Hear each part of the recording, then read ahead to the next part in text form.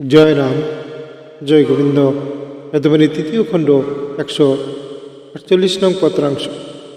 ত্রিলোকের লোক সকল স্ব ভাগ্য বলে দেহ গেহ স্থান সমাজ এবং পরিজনাদি দ্বারা ধনী মানি সুখী দুঃখী হইয়া থাকে। সকলেই প্রাক্তন ভোগের তাড়নায় পড়িয়া ঊর্ধ্ব অধোগতি লাভ করিয়া থাকে এবং শান্তি অশান্তি নানা উপাচার ভোগ করে। ইহা সকলে দণ্ড বলিয়া জানিবেন। চিন্তা শ্রীবৎস নল হৈমন্তী হরিশ্চন্দ্র শৈবা হরিদাস বেহুলা লক্ষিন্দরেরাও এ ভাগ্যের ভোগ পূর্ণরূপে ভোগ করিতে বাধ্য হইয়াছে।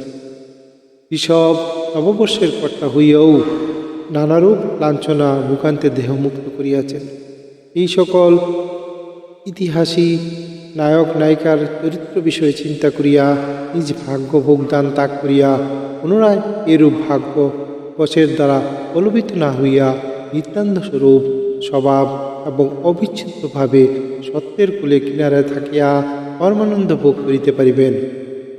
এই অবস্থায় পুনরায় অদৃষ্ট রূপ ভোগের দেহ ভোগ করিতে হয় না জানিবেন। ভাগ্যে যাহা যার আছে তাহাই কেহই ন্যূনতীত করিতে ক্ষমতা রাখেন না। পাণ্ডবদের বিষয়ে চিন্তা করিলে জানা যায়, স্বয়ং ভগবান আশ্রয় দিয়েও পাণ্ডবদের ভাগ্যবল অপসারণ করিতে পারে নাই।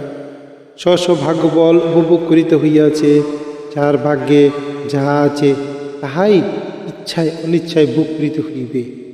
যাহাদের কর্তা আপনি হইয়াছেন তাহাদের ভাগ্যে একটা আছে, তবে আপনি কর্তা হইয়াছেন বলিয়া তাহাদেরও শান্তি বিধান করিতে পারেন না বলিয়া দুঃখ পাইতেছেন। সর্বদই সকল অবস্থায় সহ্য করিতে চেষ্টা করিবেন।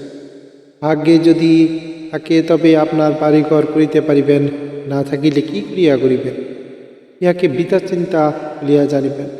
আপনি তো সাধ্য অনুসারে সকল সুখে থাকিতে থাকিতে পারেন, ভাগ্য না থাকিলে কি ক্রিয়া করিবেন?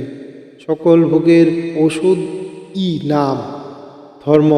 সেই নাম ধর্মের জন্য কর্তৃত্ব করিতে গেলে নাম করিতে পারেন না, কারণ কর্তাই অনেক বাধক, নামের দাসের বাধক নাই।